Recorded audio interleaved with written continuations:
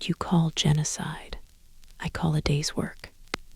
These chilling words reveal everything about how the galaxy sees the Cardassians, gray-skinned, ridge-faced masters of deception and cruelty. Occupiers, torturers, the villains of Deep Space Nine.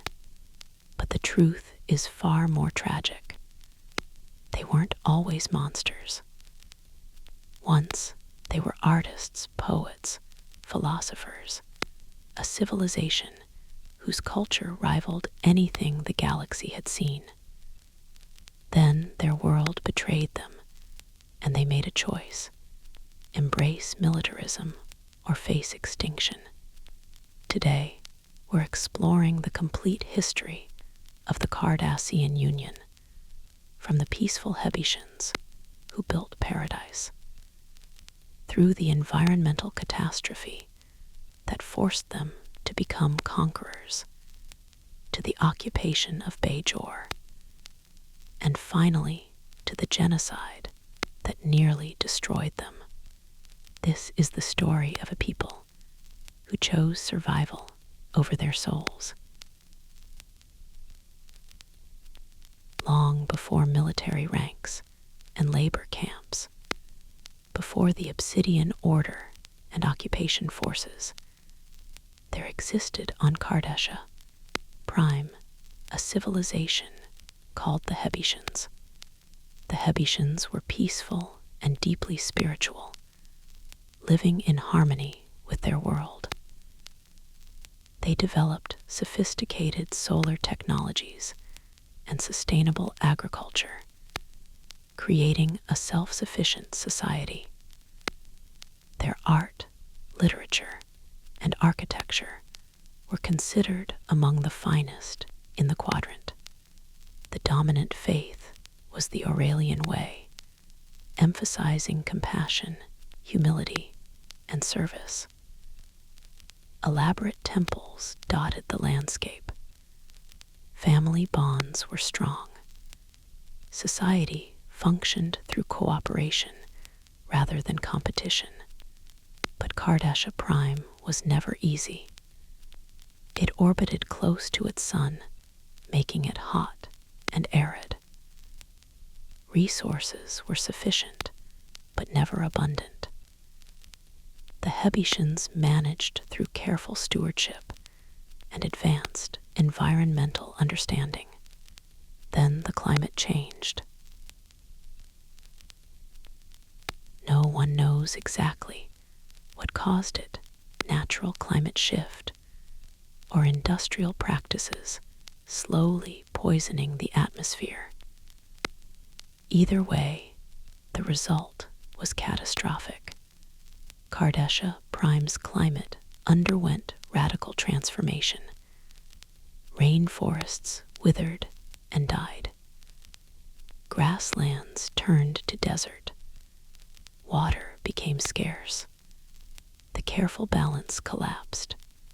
Famine swept the planet. Millions died from starvation. Disease followed, killing millions more. The population crashed. Hebitian culture crumbled as people fought for basic survival. The Aurelian way seemed inadequate facing mass death. Prayers went unanswered. Temples couldn't feed the starving. Spiritual guides watched helplessly as communities disintegrated. Military leaders argued that spirituality and art were luxuries they could no longer afford. Strength was the only virtue that mattered. Conquest was the only path to survival. If Cardassia lacked resources, they would take them from other worlds. If their people were dying, they would enslave other species to work for Cardassian survival. These ideas spread through a desperate population. The Hebitian civilization, weakened by famine, offered little resistance as military factions seized power. The Aurelian Way was suppressed, temples destroyed, guides imprisoned or executed. By 1591, the transformation was complete. The Cardassian Union was declared. Central command consolidated power. The peaceful Hebitians were gone. In their place stood the Cardassians the galaxy would fear, a people who had chosen survival through strength, no matter the cost. By 1670, the Cardassians had developed warp drive and exploded into the galaxy with desperate hunger. The Cardassian Union became a totalitarian military dictatorship. 3 interconnected power structures controlled everything. Central command governed the military and conquered territories. The Detapa Council was supposedly the civilian government, but was actually powerless, a rubber stamp for military decisions. And the Obsidian Order was the intelligence agency and secret police that kept society functioning through fear. The Obsidian Order maintained surveillance on every Cardassian. Political officers monitored military ships. Informants were everywhere in your workplace, your social circles, possibly your own family. Speaking against the state meant disappearing forever. Cardassian justice was predetermined, verdicts decided before trials, with proceedings serving only as public theater. Guilt was assumed. Defense was futile. The system existed not to determine innocence, but to demonstrate state power. Cardassian culture became extraordinarily disciplined. Children received intense mental training, giving most photographic memories. They valued cunning, self-control, and enduring hardship. Family became paramount because, in a state where anyone could betray you, blood ties were all you could trust. And always, there was the state itself. Patriotism wasn't encouraged, it was mandatory. Nothing was more prized than service to Cardassia. Nothing was more reviled than treason. This was the culture that turned its eyes toward Bajor. The Bajorans were everything the Cardassians had once been. Their homeworld was rich in resources, minerals, water, fertile soil. Their culture was ancient, artistic, and deeply spiritual. Their society was peaceful. First contact occurred before 2257. By 2318, the Cardassians had established a protective alliance with Bajor. It was a lie. Over 10 years, Cardassians slowly increased their presence. They offered technological assistance, built facilities, formed partnerships. They became indispensable, weaving themselves into Bajoran society. Then in 2328, the mask came off. The Cardassian military forcibly annexed Bajor. The peaceful Bajorans, technologically behind their allies, surrendered with minimal resistance. The occupation simply began. What followed was 50 years of hell. The Cardassians began systematic strip mining. Entire landscapes were destroyed. All labor was done by Bajorans in forced work camps. under brutal conditions. Disease ran rampant. Medical care was non-existent. Guards routinely beat or killed workers. The most infamous camp was Galatup, run by Gul Darhil, a monster who believed murdering Bajorans was justified for Kardash's glory. He ordered mass executions and used workers as test subjects. Galatup was an extermination facility. In orbit, the Cardassians built Terok Nor, a massive space station designed as a processing facility, staffed by Bajoran slave labor. Cultural genocide accompanied physical brutality. Worship of the prophets was forbidden. Vedeks were imprisoned. Sacred texts were destroyed. Religious sites were desecrated. The Cardassians aimed to erase Bajoran identity itself. The occupation killed an estimated 10 million Bajorans. Rape and sexual exploitation were widespread. Half Bajoran, half Cardassian children were born, and usually left as orphans hated by both peoples. The Cardassians presented the occupation as beneficial. They built infrastructure they claimed. They brought order. This narrative was grotesque propaganda, but it reveals something important. They genuinely believed they were helping. Their culture taught that strength justified everything, but the Bajorans refused to accept this. From the occupation's earliest days, resistance began.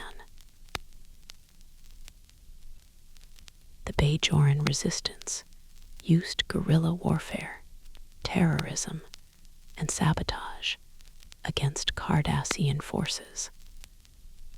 Operating in cells, they were nearly impossible to fully infiltrate or destroy.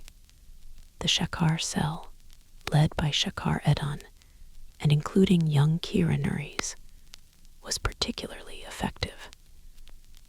They targeted military installations, supply lines, and personnel. They bombed buildings, assassinated officers, poisoned water supplies. The resistance was brutally effective, making occupation expensive in Cardassian blood and resources.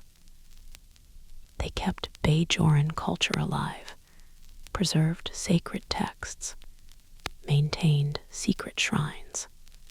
Cardassians responded with escalating brutality. Entire villages were destroyed, hundreds executed in retaliation. It didn't work.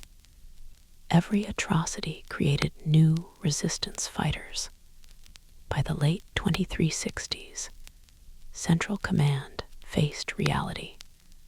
They were losing. The costs were unsustainable.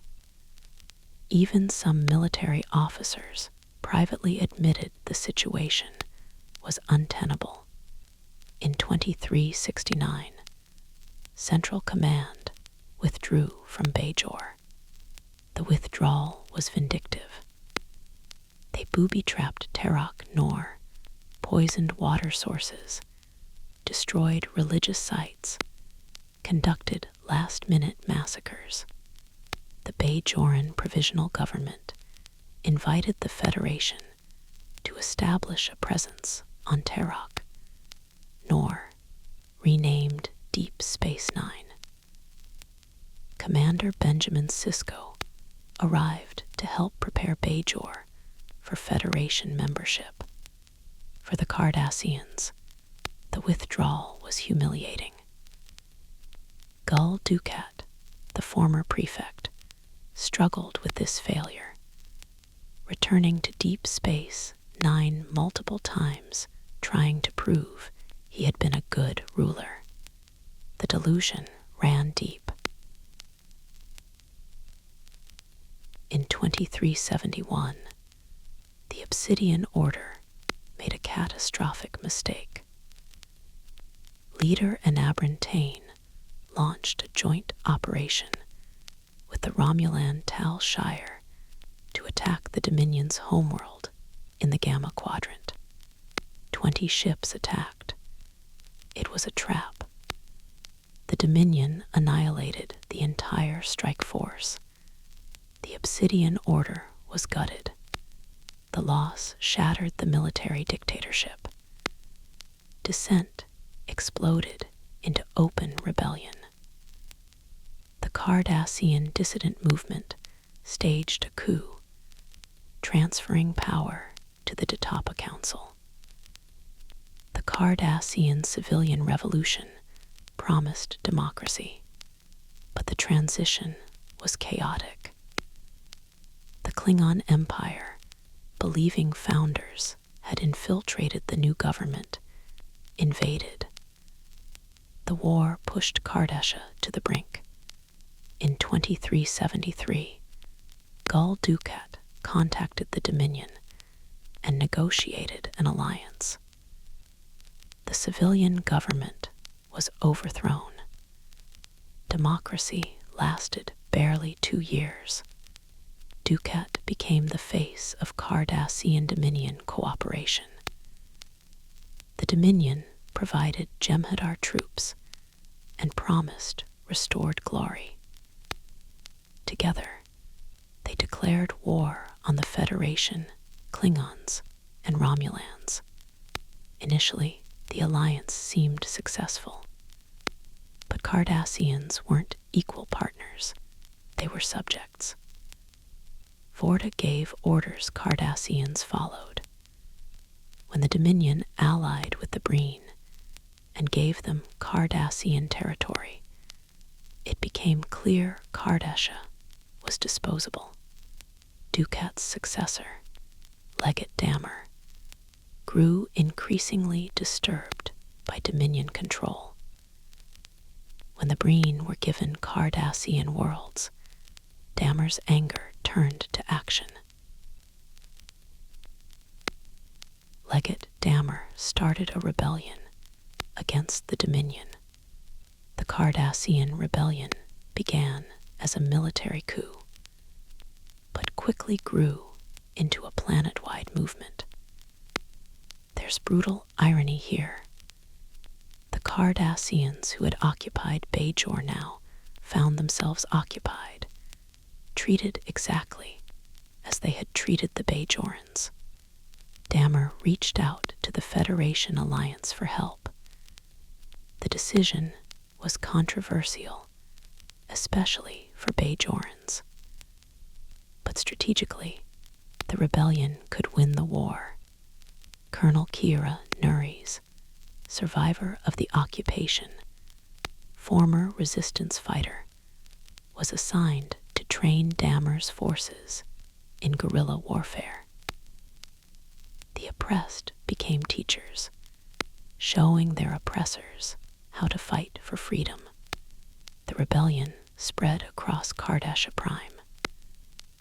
The Dominion responded with escalating violence, executing civilians as punishment.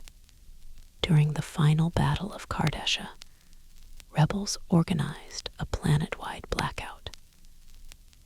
The female changeling made a decision that revealed the Founder's true nature. She ordered the Jem'Hadar to massacre Cardassian civilians. 800 million Cardassians died in hours. Entire cities were annihilated. It was genocide. When the Cardassian fleet learned of the massacre, they turned on the Dominion completely. Ships fighting for the Dominion switched sides mid-battle. The Dominion was defeated. The war ended. But the victory came at a cost almost too terrible to comprehend. When the fighting stopped, Cardassia Prime lay in ruins, 800 million dead. Cities were bombed-out shells. Infrastructure was destroyed. Disease was spreading. Millions of survivors huddled in refugee camps. But the physical destruction wasn't the worst of it. Elim Garak, returning to his homeworld, found his culture shattered. "We had a rich and ancient culture," he said. "Our literature, music, art were second to none. And now, so much of it is lost. The Hebitians had been artists. The Cardassians had become soldiers. And the soldiers had led their people to near extinction. Everything they had sacrificed, their spirituality, their art, their compassion, had been for nothing. The Federation established an occupation force to stabilize Cardassia. A new government attempted to establish genuine democracy. The Aurelian way began to resurface as some sought spiritual answers. But healing would take generations, if it ever came at all. The Cardassians faced an impossible choice when their world betrayed them. They could have died with their spirituality intact. Instead, they chose survival through strength, becoming conquerors to save themselves. For centuries, this choice seemed justified. They built an empire, took what they needed, and called it natural order. But every choice has consequences. The militarism that saved them poisoned their culture. The alliance that promised glory led to genocide. The comparison between Cardassians and Bajorans is instructive. Both faced occupation. The Bajorans resisted and maintained their culture. The Cardassians collaborated and lost everything anyway. The real tragedy is they didn't have to become what they became. When their world was dying, they could have sought help, focused on sustainability rather than conquest, maintained their artistic culture while developing technology. Instead, they chose the easy path, take what others have, justify it through might, never look back. That choice echoed through centuries, warping them until they were barely recognizable as the Hebitians who built temples and created art. Gul Dukat embodied everything wrong with Cardassian culture. He genuinely believed the occupation had been good for Bajor. But Damer's rebellion proved Cardassians could choose differently. It came too late, but it mattered. Perhaps that's the lesson Cardassia learned at the cost of 800 million lives. Strength and survival aren't worth the price if you lose your soul. The Cardassians survive, diminished and broken, trying to build something new. Whether they succeed depends on whether they can let go of the lies. That might makes right. That conquest is glorious. That the strong need not answer for their actions. Somewhere in the ashes, perhaps a guide whispers prayers unheard for centuries. Perhaps a child learns to paint instead of fight. Perhaps a new generation asks, was it worth it? The answer echoes through the ruins. No. Survival without soul is just slow death. And Cardassia, having finally learned this truth, must decide if it's too late to become what the Hebitians once were. The Cardassians chose survival. They got it. But the cost was everything that made survival worthwhile.